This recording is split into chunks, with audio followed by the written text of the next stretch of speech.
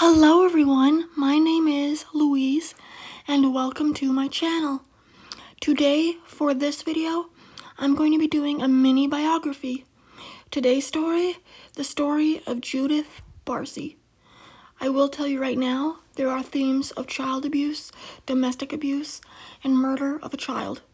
Please watch with viewer discretion advised. With that said, enjoy the story. This is the story of Judith Barsi. Judith Eva Barsi, the 6th of June, 1978 to the 25th of July, 1988, was an American-Hungarian child actress throughout the middle-late 1980s, who is best known for her work as Ducky from the Don Bluth animated film The Land Before Time. Judith Barsi was born to two Hungarian immigrants named Joseph Barsi and Maria Virovax Barsi. Judith was Maria's first child, but Joseph's third, as he had been married during the late 1950s and early 1960s to another Hungarian immigrant named Clara, who he shared two children with named Augie Barsi and Barna Barsi. Joseph had met Clara while in France, where he originally fled to, when the Hungarian communist uprising began in 1956. During his marriage with Clara, Joseph increasingly got jealous of both of his children for having two parents in their lives, as he didn't have any relationship with his father back in Hungary. At the start, most of the abuse was verbal towards Augie and Barna, but was often physical towards Clara. Eventually Joseph alongside Clara and their children moved to New York, where Joseph got even more out of control, with increasing violence towards his son Barna. As time went on, according to Joseph's daughter Augie, Joseph began to threaten that he would burn the house down, kill her, her brother, their mother, and himself on numerous occasions. Clara finally had enough of Joseph and fled with the children to Arizona after Joseph's physical abuse began showing marks on Barna. Unfortunately, Joseph had followed Clara to where she had gone and began pleading with her to allow him to stay with her and their children. Clara allowed this for a brief period of time until Joseph threw a cast iron skillet at her, which resulted in Clara filing for divorce. After their divorce, Joseph decided that he would reinvent himself and relocate once again, this time to Los Angeles, where he began to work as a plumber and often spent his free time at a bar that was often visited by immigrants. This was where Joseph Barsi met Maria Virovax, who was one of the waitresses at the bar. Maria was attracted to Joseph due to the fact that he often paid for his drinks with $100 bills, and flaunted himself as being a very rich and successful man. Maria and Joseph married in 1977, and quickly learned that Maria was pregnant with their only shared child. Judith Eva Barsi was born on the 6th of June, 1978, much to Maria's liking, as she had dreamed for years to become the mother of a little girl, and had the fantasy of making her child into a Hollywood starlet. From the minute that Judith was able to speak and walk, her mother Maria began to prepare her for Hollywood life, which included acting lessons, speech lessons to hide her Hungarian accent, modesty behavior lessons, and dancing lessons. According to reports, Judith enjoyed her time with Maria and never felt pressured into it. Many people that were close to Maria often told her that the odds of Judith being a celebrity were very slim, and that she should focus on other things. However, Maria's dream came true in 1984, as Judith was discovered by a film crew while she was ice skating with Maria. The film crew had mistaken Judith for being just 3 years old, when she was in fact 5 years old.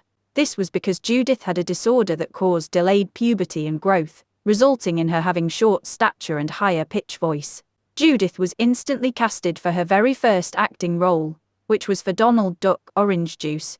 Ever since Mom and Dad found out that Donald Duck is 100% pure orange juice, they've been acting kind of funny. And was signed to the caseload of talent agent Ruth Hanson. Judith began to appear in over 70+ commercials for various different brands: Jif Peanut Butter, Toys R Us, Oshby Gosh, Sears, KFC, Kodak Color Camera, Lay's Potato Chips, and many more, according to Augie Barsi. Her stepmother Maria would make popcorn whenever Judith's commercials would air on television, and they'd watch together in the living room, unless Joseph was home, then they'd be in Judith's room. As Judith began to become more popular within her acting, Joseph increasingly got jealous that his daughter was making more money than he ever had, which resulted in him being very sassy and saying misogynistic comments toward Judith. Soon, Judith was earning enough money for the Barsis to get off welfare and move to a 3-bedroom house in Canoga Park, Los Angeles. Once they were settled into the house, Joseph installed a huge spiked fence around their house, which the neighborhood found odd as this area of the city was considered very safe. Around this time, Judith had made her big break, as she played the role of 3-year-old Kimberly McDonald in the television movie Fatal Vision, which was based on the true crime story of a doctor that killed his pregnant wife and 2 children during the 1960s.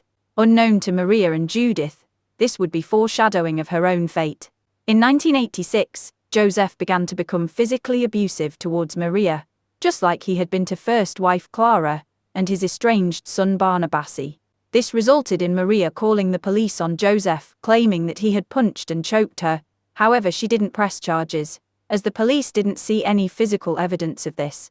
Also, Joseph was arrested 3 times for driving under the influence.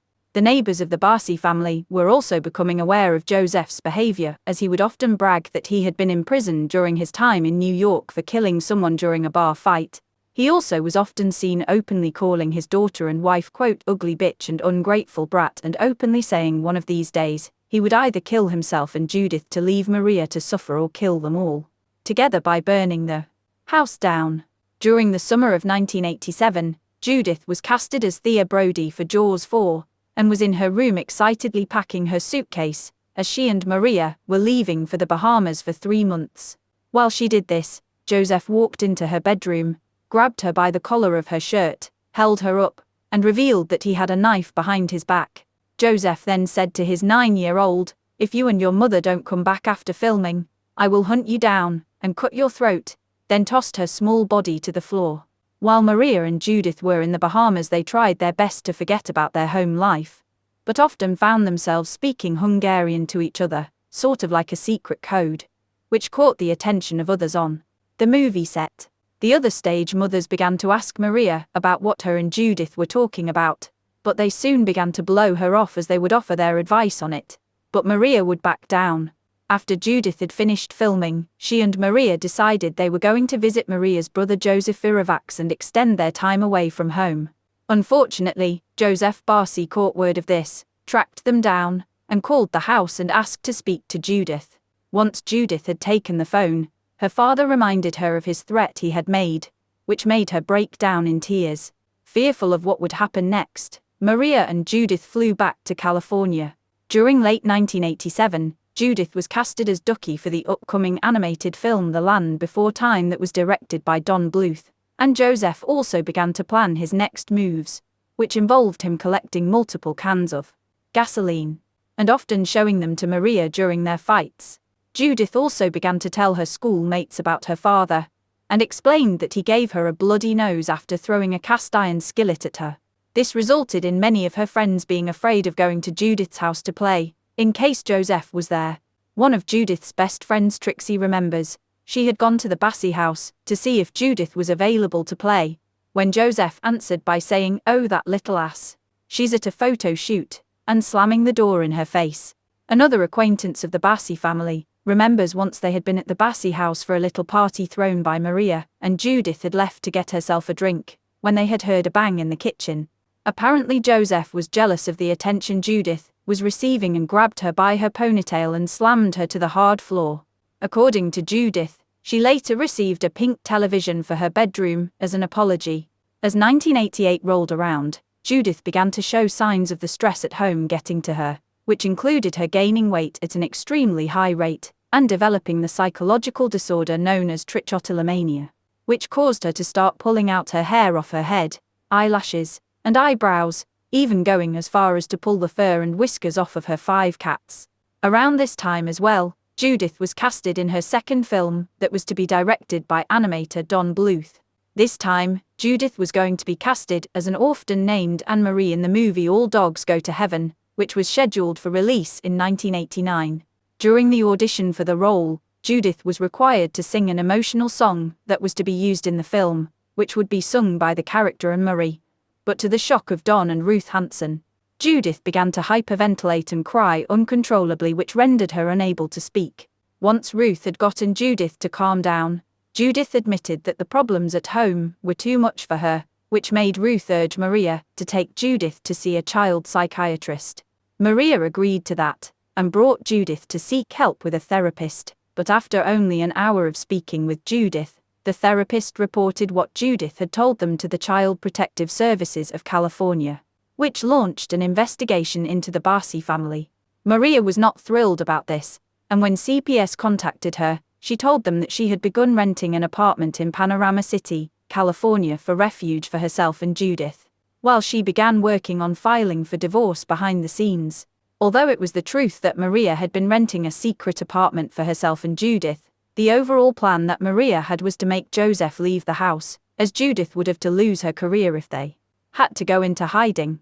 Maria also believed that the house was hers and Judith's, as they were the ones that made all the money to afford it in the first place.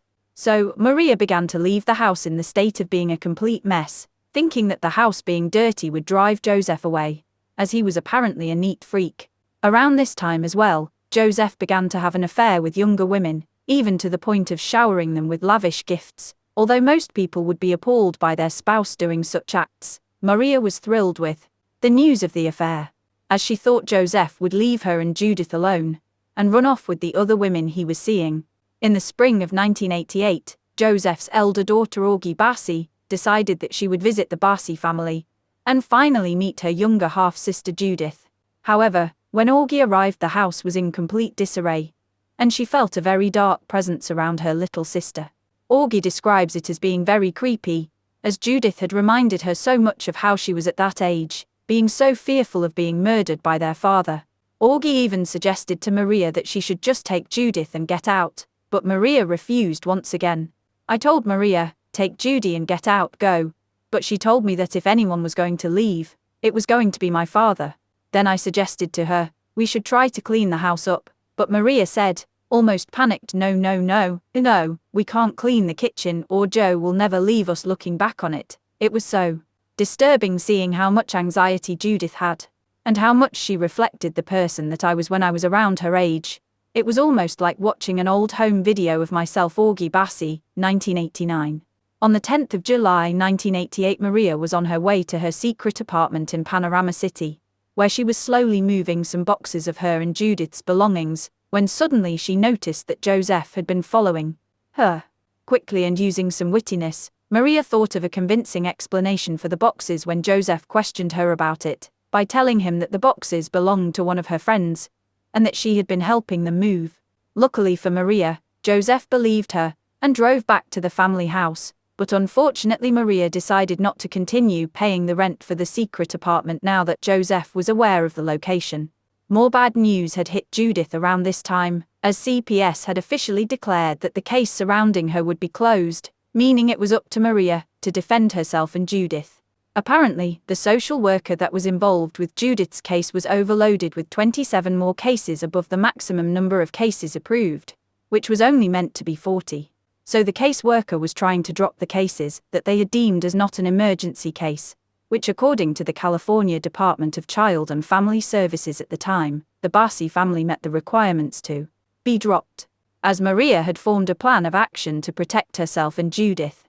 The morning of the 25th of July 1988 would be the final time when Judith Barsi was last seen riding her bicycle around her neighborhood in Canoga Park, Los Angeles.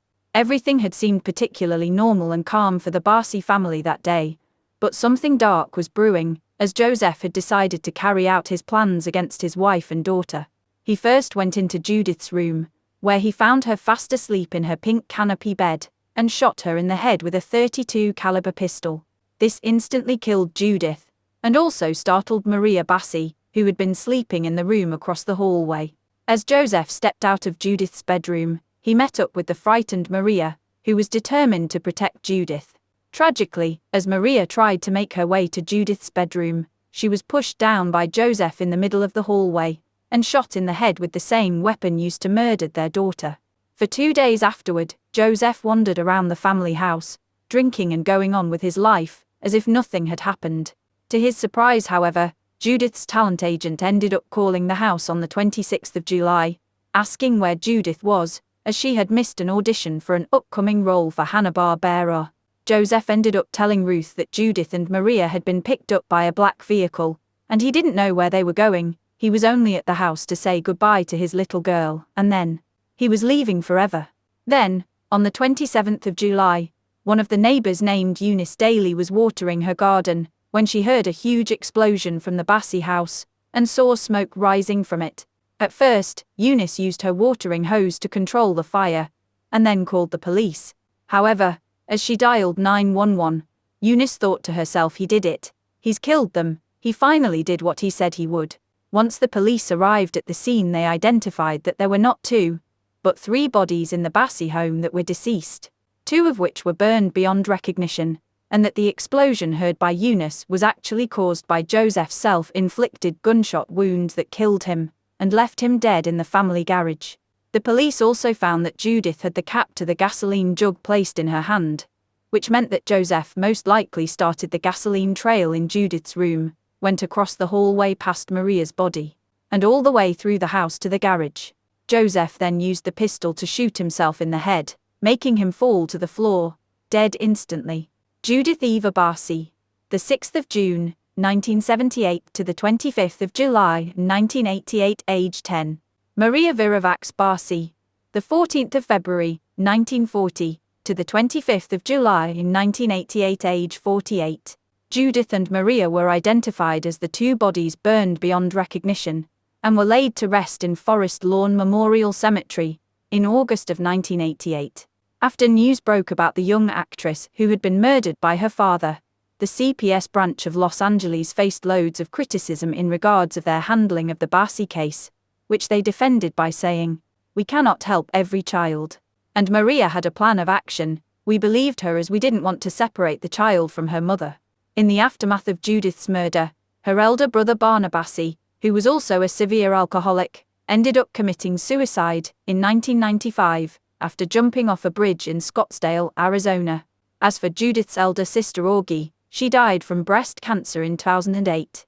It's unknown what happened to Joseph's first wife Clara,